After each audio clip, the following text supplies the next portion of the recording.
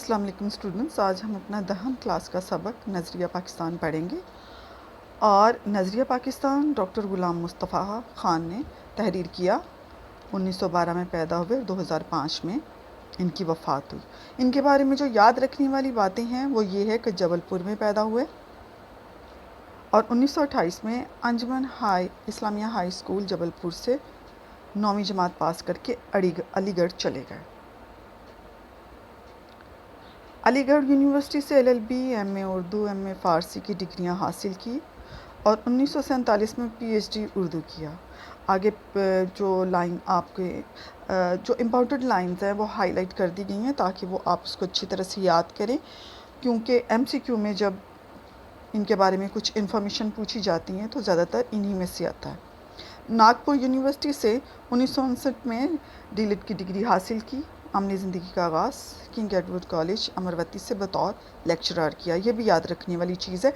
آگے انہیں ستارہ امتیاز، نقوش ایوارڈ، اقبال ایوارڈ اور نشان سپاس بھی ملا، یہ بھی یاد رکھنے والی چیز ہے۔ اور آخر میں آپ ان کی تصانیف کو ضرور یاد رکھیے گا کہ ان کی تصانیف کون کون سی ہیں۔ ان کی کتب میں سید حسن غزنوی، حیات اور کارنامے، سراج البیان، اقبال اور قرآن اور تنقید و تحقیق اہم ہیں۔ یہ باتیں آپ کی یاد رکھنے والی ہیں۔ آگے ہم سبق کا آغاز کرتے ہیں۔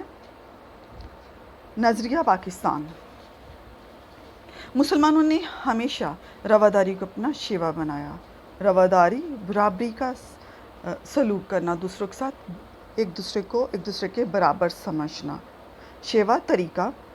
لیکن جب کفر الحاد غلبہ حاصل کرتا ہے، کفر الحاد دین سے ہٹ جانا، لا دینیت، تو مسلمان اس کے مقابلے کے لیے ڈٹ کر کھڑا ہو جاتا ہے، ڈٹ کر مضبوط ہو کر کھڑا ہو جاتا ہے۔ اکبر بادشاہ کی بے جا رواداری اور ملکی سیاست میں ہندوؤں کی عمل دخل کی وجہ سے ملک میں کافرانہ طور طریقے رائج ہو گئے۔ اب یہاں پہ اکبر کی بے جا رواداری، ناجائز برابری، ایک دوسرے کو برابری دے دینا، ایک دوسرے کو برابر سمجھ لینا، کافرانہ طور طریقے یعنی غیر مسلم رسم و رواج رائج ہو گئے۔ اس قدر انہوں نے رواج پا لیا کہ مسلمان کی آزادی خود ان کے دینی معاملات میں بھی ختم ہو گئی تھی۔ چنانچہ اکبر کے آخری دور میں اسلام کی سربلندی کے لیے حضرت مجدد الثانی کھڑے ہوئے۔ آپ نے جہانگیر کے زمانے میں محض دین کی خاطر قید و بند کی سختیاں جھیلی اور اسلامی قدروں کو نئے سرے سے فروغ دیا۔ اسلامی قدروں کو، اسلامی پہلوؤں کو نئے سرے سے دوبارہ سے فروغ دیا، بڑھایا۔ ان کے اثر سے شاہ جہاں اور اس کے بعد اس کا بیٹا اورنگزیب دین کا خادم بنا، لیکن اورنگزیب کے بعد ان کے بیٹوں کے باہمی نفاق، آپس کی نااتفاقی اور کمزوری کی وجہ سے مغلیہ سلطنت کا زوال شروع ہو گیا۔ مرہٹور ہندوؤں کے کئی گروہوں نے سر اٹھایا، انگریزوں نے اپنے قدم جمائے اور ملک میں انتشار پھیل گیا، بدامنی پھیل گئی۔ لیکن ایسے گئے گزرے حالات میں بھی قوم کو فروغ دینا، اسلام کو سربلند کرنے کی کوششیں جاری رہی۔ چنانچہ میسور کے سلطان حیدر علی اور اس کے بیٹے سلطان ٹیپو نے نہ صرف ہندوؤں اور انگریزوں کا مقابلہ کیا بلکہ افغانستان، ترکی اور پھر فرانس کو بھی اپنے ساتھ شامل کرنے کی کوشش کی، لیکن ملک کے دوسرے سرداروں نے ساتھ نہیں دیا اور انہیں کامیابی حاصل نہ ہو سکی۔ اسی زمانے میں شاہ ولی اللہ دہلوی اور ان کے صاحبزادوں نے مسلمان کی اخلاقی اور معاشرتی برائیوں کو دور کرنے کی تحریک شروع کی۔ پھر ان کے پوتے شاہ اسماعیل نے اپنے مرشد سید احمد بریلوی رحمۃ اللہ کے ساتھ اسلامی اصولوں کو دوبارہ رائج کرنے اور ملک کو غلامی سے آزاد کرانے کی کوششوں میں 1931 میں اپنی جانیں قربان کر دیں۔ تاہم انہوں نے مسلمانوں کے دلوں میں جوش اور ولولہ پیدا کر دیا۔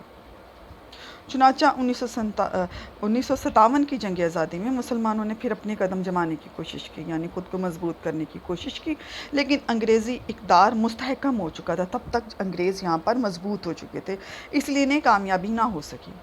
اس زمانے میں سر سید نے مجبوراً انگریزوں سے مفاہمت کو غنیمت جانا۔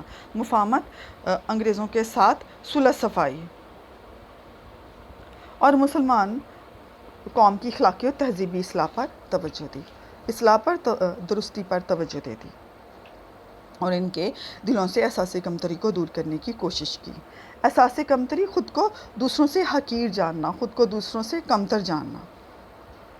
1958 میں ہندوؤں نے کانگریس کی بنیاد ڈالی اور ظاہر کیا کہ وہ مسلمانوں کی تمام قوموں کو ان کے حقوق دلوائیں گے، لیکن بعد میں پتہ چلا کہ وہ صرف اپنے حقوق کا تحفظ چاہتے ہیں۔ یعنی بعد میں پتہ چلا کہ ہندو تو صرف اپنے ہی حقوق کی حفاظت کرنا چاہتے ہیں، مسلمانوں سے انہیں کوئی غرض نہیں۔ انہوں نے مسلمانوں کو ان کے کاروبار سے محروم کرنے کی کوشش کی اور وہ سرکاری ملازموں پر بھی قابض ہو گئے، یعنی انہوں نے سرکاری ملازموں پر بھی قبضہ کر لیا۔ نیز انہوں نے مسلمانوں کے مشترکہ زبان اردو کے مقابلے میں ہندی کو رائج کیا، ہندی کو قائم کر دیا۔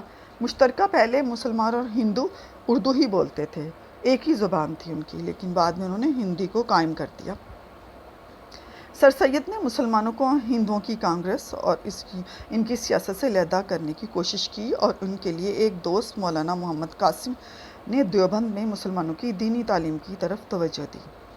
پھر سر سید کے ایک دوست نواب وقار الملک نے 1906 میں کل ہند مسلم لیگ کے نام سے مسلمانوں کی ایک الگ تنظیم کی بنیاد ڈالی، یعنی مسلم لیگ کی بنیاد 1906 میں ڈالی گئی، ایک الگ تنظیم، الگ جماعت کی بنیاد ڈالی گئی۔ یہ تنظیم ڈھاکہ میں قائم ہوئی تھی، جہاں ہندوؤں نے سازش کر کے مسلمانوں کو ذکر پہنچانے کے لیے مشرقی بنگال اور آسام کا وہ صوبہ جس میں مسلمان کی اکثریت تھی ختم کرا دیا تھا، ذکر نقصان پہنچانے کے لیے۔ 1911 میں اسی علاقے کو پھر بنگال میں شامل کرا دیا۔ اسی زمانے میں پہلی جنگ عظیم چھڑ گئی، یعنی شروع ہو گئی، جس میں انگریزوں کا مقابلہ جرمنی سے ہوا اور ترکی نے جرمنی کا ساتھ دیا۔ ہندوستان کے مسلمان چونکہ ترکی کے سلطان کو حجاز کی خدمت کرنے کی وجہ سے خلیفہ اسلام سمجھتے تھے، کیونکہ سعودی عرب میں ہمارا حجاز مقدس ہے، اللہ تعالیٰ کا گھر ہے، تو ترکی کے خلیفہ کو ان کی اللہ کے گھر کی حفاظت کرنے کی وجہ سے خلیفہ اسلام سمجھا جاتا تھا اور بہت عزت تھی، بڑی قدر و منزلت تھی ان کی سب مسلمانوں کے دل میں، اس لیے انہوں نے مالی اور طبی امداد بہم پہنچائی، یعنی ہر طرح کی امداد جو تھی وہ انہوں نے ترکی کو پہنچائی، جس کی وجہ سے حکومت برطانیہ کو مسلمانوں سے عناد پیدا ہو گئی، دشمنی پیدا ہو گئی۔ لیکن انہوں نے یہاں کے مسلمانوں سے وعدہ کیا کہ اگر ہم کو اس جنگ میں فتح ہو گئی تو ہم کسی طرح بھی ترکی کو مزید نقصان نہیں پہنچائیں گے۔ یہ وعدہ محض فریب تھا، صرف ایک دھوکہ تھا۔ چنانچہ جب انگریزوں کو فتح حاصل ہوئی تو وہ اپنے وعدے سے پھر گئے اور انہوں نے ترکی کی وسیع سلطنت کے ٹکڑے کر دیے۔ یہاں کے مسلمانوں کو اس فریب کی وجہ سے بہت تکلیف پہنچی اور انہوں نے خلافت کے تحفظ کے لیے مولانا محمد علی جوہر اور ان کے بڑے بھائی مولانا شوکت علی کی رہنمائی میں تحریک خلافت شروع کی۔ اس زمانے میں ہندوؤں نے مسلمانوں کو ہندو بنانے کے لیے شدی کی تحریک شروع کی۔ شدی مینس شدی کا مطلب ہے، دو تحریکیں اس زمانے میں شروع ہوئی تھی، شدی اور سنگٹن۔ شدی کا مطلب ہوتا تھا پاک کر دینا، پاک کرنا، یعنی مسلمانوں کو ہندو بنانا، اور سنگٹن کی تحریک تھی مسلمانوں کو ختم کر دینا، یعنی ان کو قتل کرنا۔ شدی کی تحریک شروع کی اور ان کو ختم کرنے کے لیے سنگٹن کی تحریک بھی شروع کی۔ پھر 1928 میں کانگریس نے جو نہرو رپورٹ شائع ہوئی کہ اس میں مسلمانوں کے لیے علیحدہ نمائندگی کا اصول جو وہ 12 سال پہلے تسلیم کر چکی تھی بالکل نظر انداز کر دیا گیا۔ پھر تو مسلمانوں میں بڑا جوش پیدا ہوا اور انہیں یقین ہو گیا کہ چونکہ ان کا دین، ان کی مذہب اور ان کی معاشرت سب کچھ غیر مسلم سے مختلف ہے، اس لیے کسی حالت میں ہندوؤں سے تعاون نہیں ہو سکتا۔ چنانچہ 1930 میں مسلم لیگ کے الہ آباد والے اجلاس میں علامہ اقبال نے مسلمانوں کے لیے ایک علیحدہ وطن پاکستان بنانے کی تجویز پیش کی، رائے دی۔ 4 سال بعد جب قائد اعظم محمد علی جناح نے مسلم لیگ کی صدارت کا مستقل طور پر عہدہ قبول کیا تو انہوں نے اس تجویز کو عملی جامہ پہنانے کی کوشش شروع کر دی۔ آخری کار 23 مارچ 1940 کو انہوں نے لاہور کے اجلاس میں واضح طور پہ اعلان کر دیا کہ جن علاقوں میں مسلمانوں کی اکثریت ہے وہاں ایک آزاد مسلم ریاست قائم کی جائے، اس اعلان کو قرارداد پاکستان کہتے ہیں، جس کی روح سے مسلمانوں کی آزاد اور خود مختار حکومت قائم کرنے کا فیصلہ ہوا۔ یہاں یہ سمجھ لینا ضروری ہے کہ دنیا میں قومیت کی تشکیل کی دو بنیادیں ہیں۔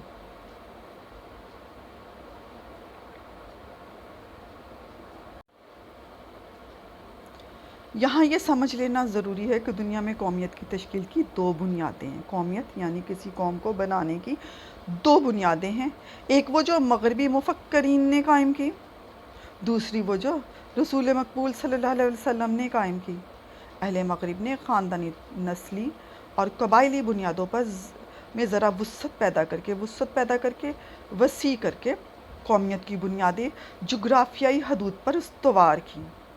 یعنی اہل مغرب نے جغرافیائی حدود تک، ملکوں تک جو ہے یہ حدودیں قائم کی اور قومیت کی بنیاد ڈالی، جبکہ ہمارے نبی صلی اللہ علیہ وسلم نے کا جو فرمان ہے وہ مسلمان ایک قوم ہے۔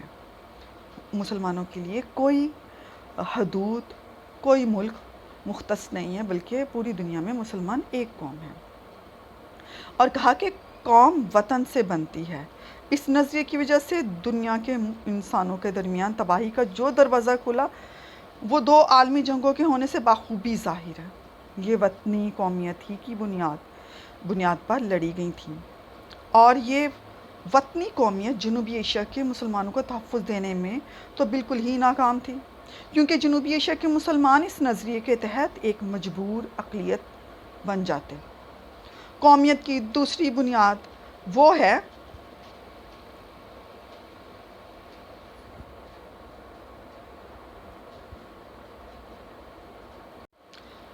قومیت کی دوسری بنیاد وہ ہے جو رسول مقبول صلی اللہ علیہ وسلم نے ملت اسلامیہ کی تشکیل کرتے وقت قائم فرمائی۔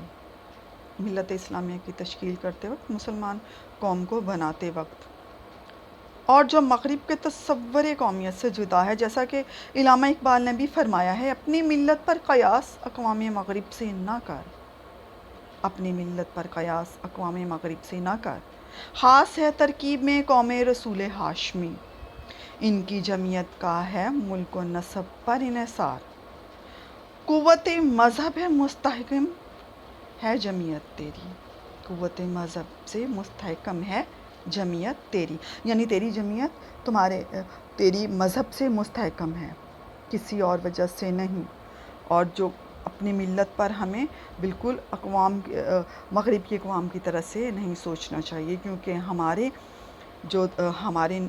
اندر رسول اللہ صلی اللہ علیہ وسلم بستے ہیں، اور رسول اللہ صلی اللہ علیہ وسلم نے ہمیں کیا ترغیب دی ہے، کیا ہمیں بتایا ہے کہ سب مسلمان ایک قوم ہیں اور مذہب کی بنیاد پر ایک ہی قوم ہے۔ مسلمانوں کی قومیت ایک نظریاتی قومیت ہے جو لا الہ الا اللہ پر قائم ہے، یعنی یہ کہ نسل، رنگ اور وطن کی بنیاد پر نہیں، بلکہ ایک نظریے، ایک عقیدے، ایک کلمے کی بنیاد پر وجود میں آئی، اور نظریاتی پہلوؤں کو نمایاں کرنے کے لیے اس سے ملت کہا گیا، نمایاں اجاگر کرنے کے لیے ملت ایک قوم کہا گیا۔ ایسی نظریاتی قومیت میں ہر نسل، ہر رنگ اور ہر جغرافیائی خطے کے لوگوں کے لیے جگہ ہوتی ہے۔ حقیقت یہ ہے کہ جنوبی ایشیا کے مسلمانوں کو، جن میں ہر نسل، ہر رنگ اور مختلف جغرافیائی خطوں کے لوگ شامل تھے، ایک ایسی قوم کے ماتحت اقلیت بن کر رہنا منظور نہ تھا، جو اسلامی قومیت کے برعکس الٹ ذات پات، چھوت چھات اور بت پرستی کے بندروں میں جکڑی ہوئی تھی۔ چنانچہ انہوں نے اپنی جداگانہ قومیت یعنی اسلامی قومیت کی بنیاد پر اپنے لیے ایک جدا وطن کا مطالبہ کیا، جس میں وہ اپنے عقیدے، اپنے نظریے زندگی، اپنے طرز معاشرت کے مطابق زندگی بسر کر سکیں، اور ایک مسلمان کی حیثیت سے دور جدید کے چیلنج کا مقابلہ کر کے اپنے مستقبل کو سنوار سکیں۔ ہمیں اس بات کو بھی اچھی طرح ذہن نشین کر لینا چاہیے، ذہن میں بٹھا لینا چاہیے کہ نظریہ پاکستان میں اسلامی زندگی اور قدروں کا تصور بنیادی حیثیت رکھتا ہے۔ اخوت، مساوات، عدل، دیانت، خدا ترسی، انسانی ہمدردی اور عظمت کردار کے بغیر نظریہ پاکستان کو فروغ نہیں ہو سکتا۔ نظریہ پاکستان کا مقصد محض ایک حکومت قائم کرنا نہیں تھا، کیونکہ مسلمانوں کی حکومتیں ایشیا اور افریقہ میں پہلے سے موجود تھیں۔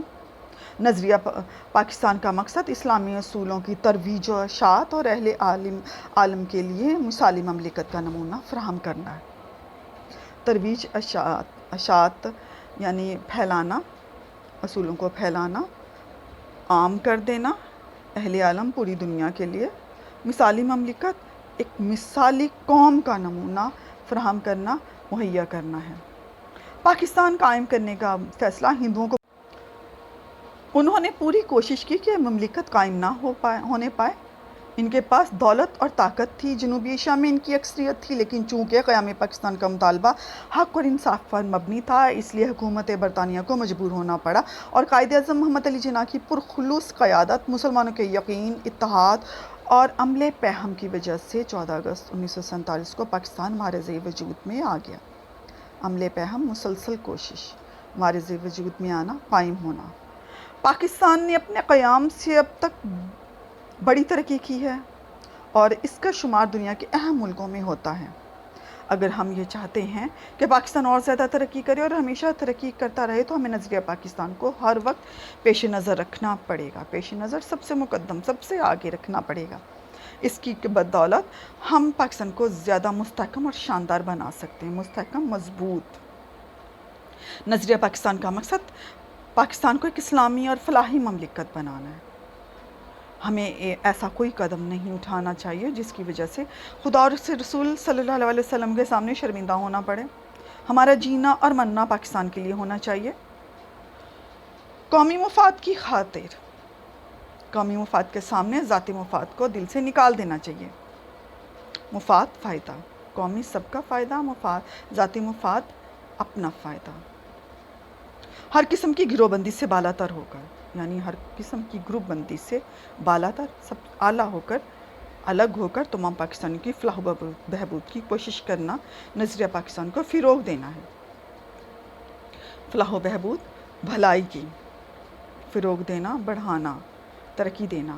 اگر ہم نے نظریہ پاکستان کو پیش نظر رکھا، یعنی سب سے مقدم رکھا، اور اپنی سیرت و کردار کو اس کے مطابق ڈھالنے کی کوشش کی تو دنیا کی دوسری قوموں میں بھی ہمیں امتیاز حاصل ہوگا، امتیاز یعنی مرتبہ، الگ مرتبہ حاصل ہوگا، اور ہم اسلامی اصولوں کی روشنی میں پاکستان کو توانا، مستحکم، شاندار اور پرعظمت بنانے میں پوری طرح کامیاب ہوں گے، انشاءاللہ۔